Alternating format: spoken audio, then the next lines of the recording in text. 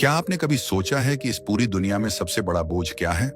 पैसों की चिंता, रिश्तों का दर्द, बीमारी का डर? नहीं, सबसे बड़ा बोझ वो है जो आप खुद उठाए चले जा रहे हैं, हर सुबह, हर रात, हर पल। वो बोझ है ये सोचने का कि सब कुछ मुझे ही करना है। अगर मैं नहीं करूंगा तो कौन करेगा? अगर मैं नहीं संभालूंगा तो सब बिखर जाएगा। ये एक ऐसा बोझ है जो दिखता नहीं, लेकिन इंसान को अंदर से तोड़ देता है, धीरे धीरे, चुपचाप, बिना किसी आवाज के। आज से कुछ 100 साल पहले एक संत थे। उन्होंने एक बात कही जो सुनने में बहुत सरल लगती है, लेकिन जिसके अर्थ की गहराई में उतरो तो पूरी जिंदगी बदल जाती है। उन्होंने कहा था कि हे मनुष्य, तू बस एक काम कर, बस राम का नाम ले, बाकी सब वो खुद देख लेंगे, बाकी सब वो खुद कर देंगे। यह सुनकर मन में एक सवाल उठता है, और यह सवाल बहुत स्वाभाविक है। क्या सच में ऐसा होता है? क्या सच में कोई ऊपर बैठा है जो हमारे लिए सब कुछ कर देता है? क्या यह सिर्फ एक धार्मिक बात है या इसमें कोई सच्चाई भी है? तो रुकिए, आज इस वीडियो में हम इसी एक सवाल का जवाब ढूंढेंगे। और मैं आपसे वादा करता हूं कि जब यह वीडियो खत्म होगा तो आप वही इंसान नहीं रहेंगे जो इसे शुरू करते वक्त थे। लेकिन रुकिए दोस्तों, आपके लिए इतनी मेहनत करते हैं वीडियो बनाने में, तो बदले में आप एक लाइक और एक प्यारा सा कमेंट तो कर ही सकते हैं। वीडियो को लाइक करके चैनल को सब्सक्राइब जरूर कीजिए और इसे अपने दोस्तों के साथ भी शेयर जरूर कीजिएगा, और साथ ही कमेंट करके बताइए कि आप ये वीडियो कहां से देख रहे हैं। चलिए वीडियो में आगे बढ़ते हैं। पहले ये समझते हैं कि राम नाम है क्या। बहुत लोग सोचते हैं कि राम नाम यानी एक धार्मिक मंत्र है, एक पूजा पाठ की चीज है, मंदिर में जाकर माला फेरनी है और राम राम जपना है। लेकिन हमारे आर्षियों ने, हमारे संतों ने जब राम नाम की बात की तो वो किसी मूर्ति की बात नहीं कर रहे थे, वो किसी कर्मकांड की बात नहीं कर रहे थे। वो उस शक्ति की बात कर रहे थे जो इस पूरे संसार को चला रही है, जो हर सांस में है, हर धड़कन में है, हर पत्ते की हलचल में है। राम माने वो चेतना जो सब में व्याप्त है। राम माने वो ऊर्जा जिसने यह सृष्टि बनाई और जो इसे हर पल थामे हुए है। तुलसीदास जी ने रामचरितमानस में लिखा है कि राम नाम मणिदीप धरु, जीह देहरी द्वार, तुलसी भीतर बाहे रहूं, जौं चाहसी उजियार। यानी अगर तू भीतर और बाहर दोनों जगह उजाला चाहता है तो राम के नाम का दीपक अपनी जीभ की देहरी पर रख दे। यह सिर्फ कविता नहीं है, यह एक अनुभव है जो तुलसीदास जी ने खुद जिया था। और यही अनुभव न जाने कितने संतों ने, कितने भक्तों ने, कितने साधारण इंसानों ने जिया है। लेकिन असली सवाल यह है कि इस नाम को जपने से बाकी सब राम कैसे करेंगे। इसे समझने के लिए हमें पहले यह समझना होगा कि हम अभी क्या कर रहे हैं। हम में से हर एक इंसान एक बहुत बड़ी गलती कर रहा है, और वो गलती ये है कि हम सोचते हैं कि हम ही करता है, हम ही करने वाले हैं। जो भी होता है हमारी वजह से होता है, जो भी बनता है हमारी वजह से बनता है, और जो भी बिगड़ता है उसकी जिम्मेदारी भी हमारी है। यह भाव, यह अहंकार का भाव, यही सबसे बड़ी समस्या है। श्रीमद् भगवद गीता में भगवान श्री कृष्ण ने अर्जुन से जो सबसे पहली और सबसे गहरी बात कही वो यही थी। उन्होंने कहा कि हे अर्जुन, तू खुद को कर्ता मत समझ, कर्ता तो मैं हूं, तू तो निमित्त मात्र है, तू बस वो माध्यम है जिसके द्वारा ये सब हो रहा है, लेकिन इसे करने वाला मैं हूं। अब यह बात सुनकर मन में एक शंका आ सकती है कि अगर सब कुछ भगवान ही करते हैं तो फिर हम क्यों मेहनत करें, क्यों उठें, क्यों काम करें, क्यों कोशिश करें। तो यही वो जगह है जहां अधिकतर लोग इस सत्य को गलत समझ लेते हैं। राम नाम जपने का अर्थ यह नहीं है कि आप कुछ न करें। राम नाम जपने का अर्थ है कि आप करें, लेकिन यह भाव छोड़ दें कि मैं कर रहा हूं। आप चलें, लेकिन यह जानते हुए चलें कि मेरे पैरों में जो शक्ति है वो उसी की दी हुई है। आप बोलें, लेकिन यह जानते हुए बोलें कि मेरी जीभ पर जो शब्द आ रहे हैं वो उसी की कृपा से आ रहे हैं। यह एक बहुत सूक्ष्म लेकिन बहुत शक्तिशाली अंतर है। जब आप यह अंतर समझ जाते हैं तो आपकी जिंदगी बदलने लगती है, और यह बदलाव किसी चमत्कार जैसा लगता है, लेकिन असल में यह प्रकृति का एक बहुत स्वाभाविक नियम है। सोचिए, एक पल के लिए एक नदी बहती है। वो बहती है क्योंकि उसमें बहने की प्रकृति है। वो पहाड़ों को काटती है, रास्ते बनाती है, खेतों को सींचती है। लेकिन क्या नदी यह सोचती है कि मैं यह सब कर रही हूं? नहीं, नदी बस बहती है, और बहने से जो होना है वो होता है। इसी तरह एक इंसान जब राम नाम में लीन हो जाता है, जब वो उस परम शक्ति के साथ जुड़ जाता है, तो वो एक बहती हुई नदी की तरह हो जाता है। उसके हर काम में एक सहजता आ जाती है, एक प्रवाह आ जाता है, और उस प्रवाह में जो होता है वो उससे कहीं बड़ा होता है जो वो अकेले अपनी अक्ल और अपनी ताकत से कर सकता था। हमारे शास्त्रों में एक शब्द है प्रारब्ध, यानी वो जो पहले से लिखा हुआ है। कुछ लोग इसे भाग्य कहते हैं, लेकिन यह केवल भाग्यवाद नहीं है। प्रारब्ध का असली अर्थ है कि इस सृष्टि में हर चीज एक व्यवस्था के तहत चल रही है। सूरज समय पर उगता है, समय पर ढलता है, बीज जमीन में पड़ता है, पानी मिलता है, धूप मिलती है और पेड़ बन जाता है। यह सब एक व्यवस्था है, एक बड़ी गहरी अचूक व्यवस्था। और जब इंसान राम नाम से जुड़ता है तो वो इस व्यवस्था का हिस्सा बन जाता है। वो इस बड़ी नदी में एक छोटी धारा की तरह मिल जाता है और फिर उसे अलग से तैरना नहीं पड़ता, धारा खुद उसे ले चलती है। अब एक बहुत जरूरी बात, राम नाम जपने का अर्थ केवल मुंह से राम राम कहना नहीं है। संत कबीर ने इसे बहुत सुंदर तरीके से कहा। उन्होंने कहा कि माला फेरत झुक गया, फेरा न मन का फेर, कर का मन का डारी दे, मन का मन का फेर। यानी तू माला तो फेर रहा है, लेकिन तेरा मन अभी भी भटक रहा है, अभी भी चिंताओं में है, लालसाओं में है, डर में है। असली माला तो मन की है। असली जप तो वो है जो मन की गहराई में होता है, जब हर सांस के साथ एक भाव होता है कि तू है और तू ही सब करेगा। और यहीं से शुरू होती है एक ऐसी यात्रा जो इंसान की पूरी जिंदगी को बदल देती है। जब आप सच में पूरे मन से ये स्वीकार कर लेते हैं कि बाकी सब राम करेंगे, तो सबसे पहले जो चीज बदलती है वो है आपकी चिंता। वो चिंता जो आपको रात को सोने नहीं देती, वो चिंता जो सुबह उठते ही आपके मन पर सवार हो जाती है।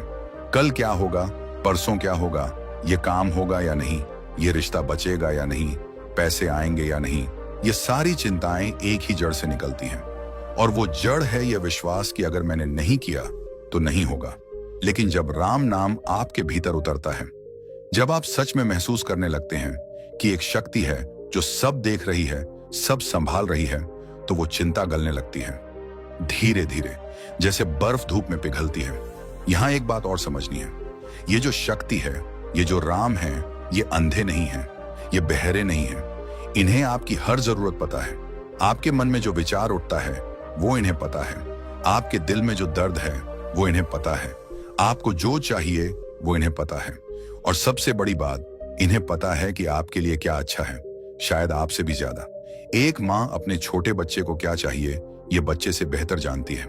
बच्चा चाहता है मिठाई, लेकिन माँ जानती है कि अभी मिठाई नहीं, पहले खाना खाना है। बच्चा चाहता है कि बाहर खेले, लेकिन माँ जानती है कि बाहर बारिश है, ठंड लग जाएगी। माँ का यह इनकार बच्चे को बुरा लगता है, लेकिन वो इनकार प्रेम का ही एक रूप है। ठीक इसी तरह जब हमारी कोई इच्छा पूरी नहीं होती, जब हमारी कोई योजना काम नहीं आती, जब हम जो चाहते हैं वो नहीं मिलता, तो हम सोचते हैं कि भगवान ने सुना नहीं। लेकिन सच ये है कि उन्होंने सुना है, और उन्होंने अपने हिसाब से उत्तर दिया है। यह विश्वास रखना आसान नहीं है, यह विश्वास रखना एक साधना है, और इसी साधना का नाम है राम नाम जपना। अब बात करते हैं कि यह नाम काम कैसे करता है। इसके पीछे एक बहुत गहरा विज्ञान है। हमारे आर्षियों ने हजारों साल पहले यह खोज लिया था, जिसे आज का विज्ञान अभी अभी समझने की कोशिश कर रहा है। जब आप कोई शब्द बोलते हैं तो वो केवल आपके कानों तक नहीं जाता, वो आपके पूरे शरीर में एक कंपन पैदा करता है। आपकी हर कोशिका उस कंपन को महसूस करती है, और अलग अलग शब्दों के अलग अलग कंपन होते हैं। राम नाम में 3 अक्षर हैं, र, आ, एम। हमारे शास्त्रों में कहा गया है कि अर अग्नि बीज है, आ सृष्टि बीज है, और एम शांति बीज है। जब ये तीनों मिलकर राम बनते हैं तो यह एक पूर्ण मंत्र बनता है, एक ऐसा मंत्र जो शरीर को, मन को और आत्मा को एक साथ प्रभावित करता है। इसीलिए हमारे संतों ने कहा है कि एक बार सच्चे मन से राम नाम लेने का फल हजारों यज्ञों से भी अधिक है। लेकिन यहां सच्चे मन से का बहुत महत्व है। अगर मुंह से राम राम और मन में पैसा पैसा, तो वो जप नहीं है, वो केवल शब्दों का खेल है। असली जप वो है जब शब्द और भाव एक हो जाए, जब आप राम कहें और मन में सच में उस शक्ति का बोध हो, उसकी उपस्थिति का एहसास हो। और यह एहसास एक दिन में नहीं आता, ये एक प्रक्रिया है। एक बीज जब जमीन में पड़ता है तो तुरंत पेड़ नहीं बनता। पहले जमीन के अंदर अंकुरित होता है, फिर धरती को तोड़कर बाहर आता है, फिर धीरे धीरे बड़ा होता है। ठीक इसी तरह राम नाम पहले आपके मन की गहराई में बैठता है, फिर आपकी सोच बदलने लगती है, फिर आपके कर्म बदलने लगते हैं, और फिर आपकी जिंदगी बदल जाती है। अब एक बहुत महत्वपूर्ण प्रश्न, जब हम कहते हैं कि बाकी सब राम करेंगे तो इसका व्यावहारिक अर्थ क्या है? मान लीजिए आप किसी परेशानी में हैं, घर में पैसों की तंगी है, बच्चे की बीमारी है, नौकरी नहीं मिल रही, रिश्तों में खटास है। इन सब में राम का नाम लेने से क्या होगा? तो सुनिए ध्यान से, राम नाम कोई जादू की छड़ी नहीं है जो आप घुमाएंगे और सब ठीक हो जाएगा। राम नाम एक गहरी शरण है। जब आप राम नाम लेते हैं और सच में यह भाव रखते हैं कि हे राम, ये सब तुम देखो, मैं तुम पर छोड़ता हूं, तो दो चीजें होती हैं। पहली चीज ये होती है कि आपका मन शांत होता है। जब मन शांत होता है तो सही सोच आती है और सही सोच से सही कदम उठते हैं। अभी जो घबराहट में, डर में, चिंता में आप जो फैसले लेते हैं वो अक्सर गलत होते हैं, क्योंकि घबराया हुआ मन सही नहीं सोच सकता। लेकिन जब राम नाम से मन शांत होता है तो वो रास्ते दिखने लगते हैं जो पहले नजर नहीं आते थे। दूसरी चीज ये होती है कि आप एक ऐसी शक्ति से जुड़ जाते हैं जो आपकी अक्ल से बड़ी है, जो आपकी योजना से बड़ी है, और वो शक्ति उन रास्तों से मदद भेजती है जिनकी आपने कल्पना भी नहीं की होती। एक अनजान इंसान का सहयोग मिल जाता है, एक अचानक अवसर सामने आ जाता है, एक ऐसी बात हो जाती है जिसे आप संयोग कहते हैं, लेकिन जो असल में संयोग नहीं होती। हमारे शास्त्रों में इसे ईश्वरीय कृपा कहा गया है, और यह कृपा तभी बरसती है जब इंसान अपना अहंकार छोड़ता है, जब वो यह मानने लगता है कि मैं सब कुछ नहीं जानता, मैं सब कुछ नहीं कर सकता, कोई मुझसे बड़ी शक्ति है जो मेरी मदद कर सकती है। यह अहंकार छोड़ना, यही राम की शरण में जाना है, और यह शरण ही वो द्वार है जहां से कृपा प्रवेश करती है। संत रामदास स्वामी ने कहा था कि जो राम को सब सौंप देता है, राम उसके लिए खुद आगे चलते हैं। यह केवल भक्ति की बात नहीं है, यह एक अनुभव की बात है। जिन्होंने इसे जिया है वो जानते हैं कि यह सच है। आपने शायद ऐसे लोगों को देखा होगा जिनके पास बहुत कम संसाधन है, लेकिन जिनकी जिंदगी में एक शांति है, एक संतोष है। और आपने ऐसे लोगों को भी देखा होगा जिनके पास सब कुछ है, फिर भी एक बेचैनी है, एक असंतोष है।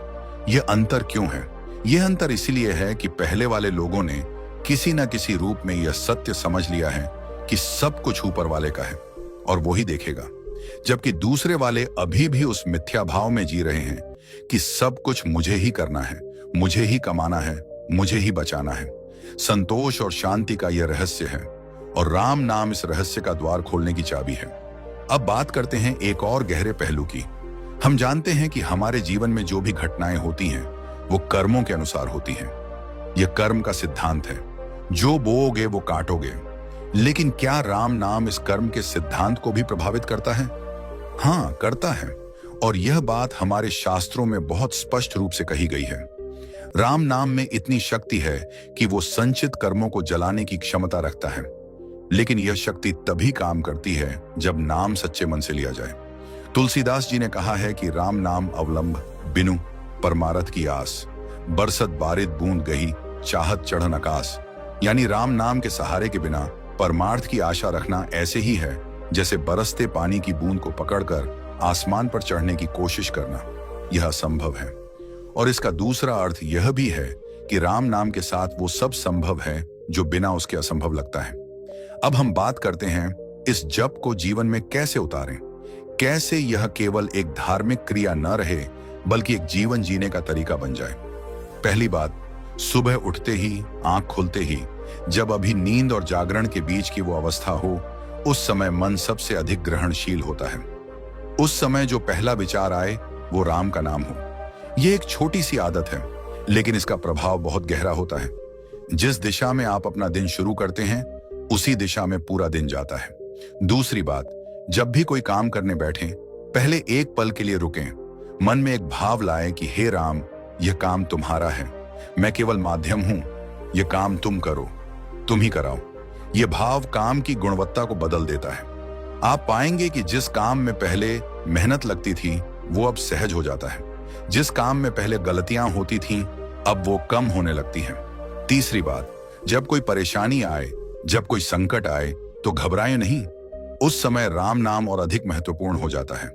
उस समय मन में कहें, हे राम, यह तूने भेजा है, इसमें जरूर कोई सबक है, कोई संदेश है, तू ही इसे सुलझाएगा, मैं चिंता नहीं करूंगा। यह भाव आपको उस परेशानी से ऊपर उठा देता है, और जब आप परेशानी से ऊपर उठ जाते हैं तभी उसका हल दिखता है। चौथी बात, रात को सोने से पहले दिन भर जो हुआ उसे राम को सौंप दें। जो अच्छा हुआ उसके लिए कृतज्ञता व्यक्त करें, जो बुरा हुआ उसे भी राम को सौंप दें। कहें कि हे राम, आज जो हुआ वो तुम्हारी इच्छा से हुआ, मैं इसे स्वीकार करता हूं और कल के लिए भी तुम ही जानो। ये 4 आदतें अगर आप सच में इन्हें जीवन में उतार लें तो आप देखेंगे कि धीरे धीरे आपकी जिंदगी बदलने लगेगी। वो बदलाव जो आप अपनी ताकत से नहीं ला सके थे, राम की कृपा से आने लगेंगे। अब एक बहुत गहरी बात, राम नाम केवल बाहरी परिस्थितियों को नहीं बदलता, वो सबसे पहले आपको बदलता है। आपके भीतर जो भय है वो कम होता है, आपके भीतर जो क्रोध है वो शांत होता है, आपके भीतर जो लालच है वो घटता है, आपके भीतर जो ईर्ष्या है वो दूर होती है। और जब आप बदलते हैं तो आपके चारों ओर की दुनिया बदलती है, क्योंकि हम जिस भाव से दुनिया को देखते हैं, दुनिया हमें उसी भाव से दिखती है।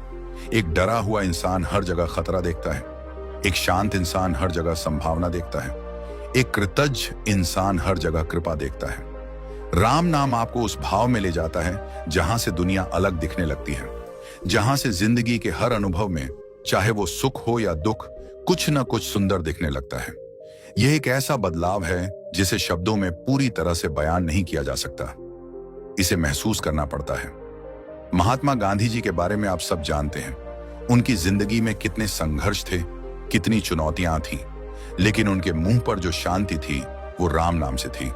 उनके अंतिम शब्द भी राम ही थे। उन्होंने कहा था कि राम नाम मेरे जीवन का आधार है, मेरी ताकत का स्रोत है, और यह कोई एक इंसान की बात नहीं है।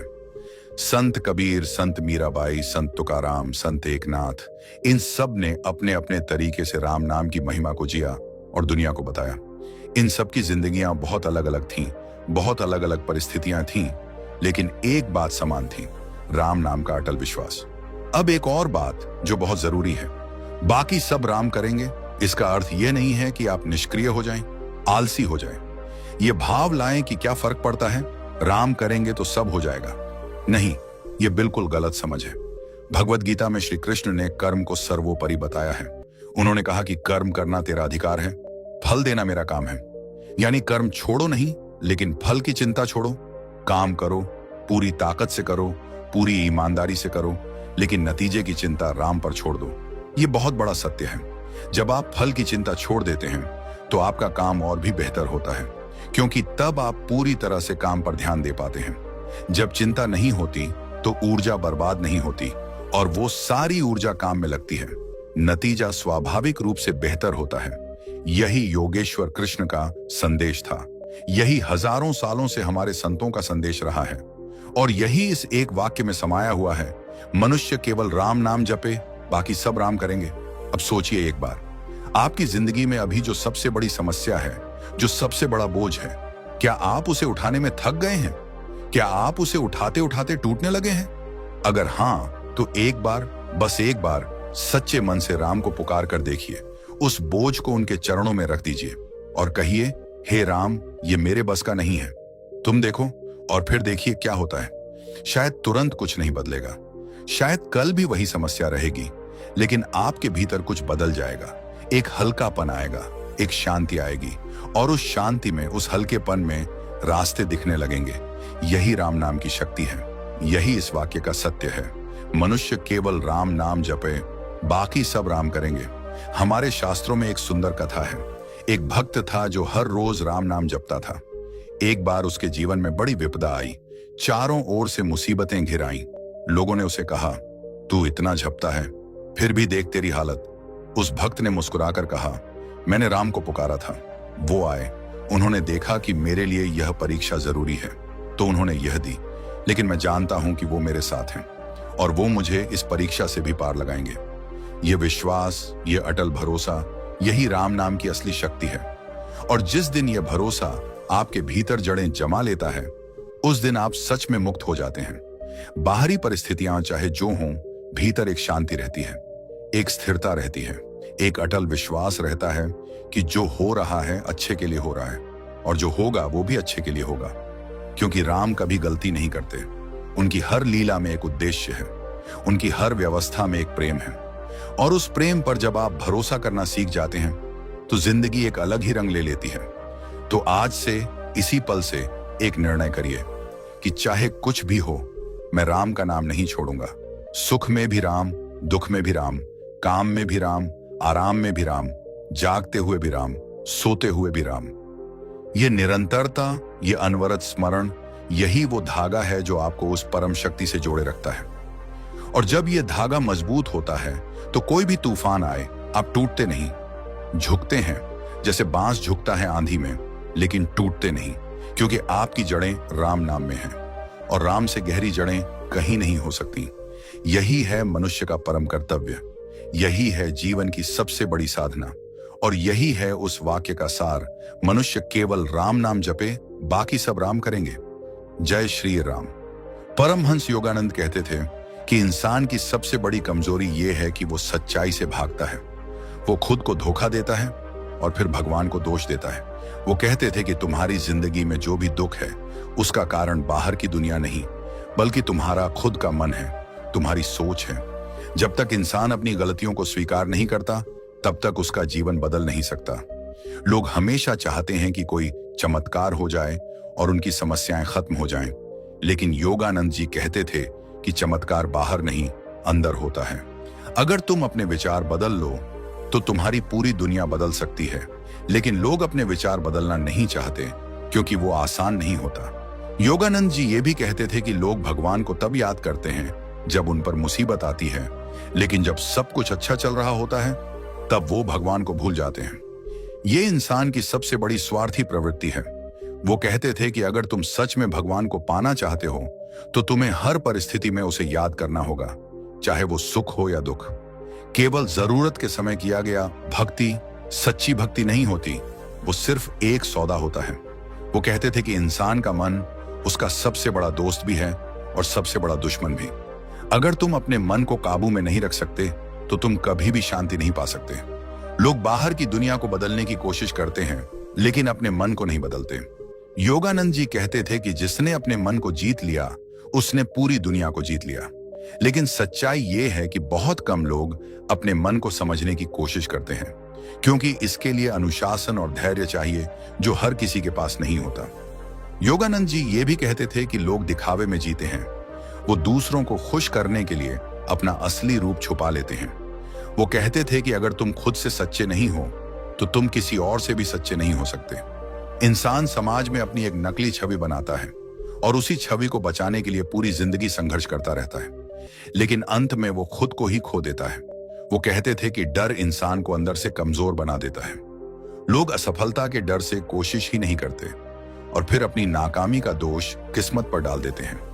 योगानंद जी कहते थे कि डर केवल एक भ्रम है जो तुम्हारे मन ने बनाया है। अगर तुम इस डर का सामना कर लो, तो तुम्हें पता चलेगा कि ये उतना बड़ा नहीं था जितना तुमने सोच लिया था। योगानंद जी ये भी कहते थे कि समय बहुत तेजी से निकलता है और लोग इसे बेकार की चीजों में गंवा देते हैं। वो कहते थे कि हर दिन तुम्हारे जीवन का एक हिस्सा कम हो रहा है, लेकिन फिर भी तुम इसे समझ नहीं पाते। लोग छोटी छोटी बातों में उलझे रहते हैं, ईर्ष्या करते हैं, दूसरों की बुराई करते हैं और अपने असली उद्देश्य को भूल जाते हैं। वो कहते थे कि सच्ची खुशी बाहर की चीजों से नहीं मिलती।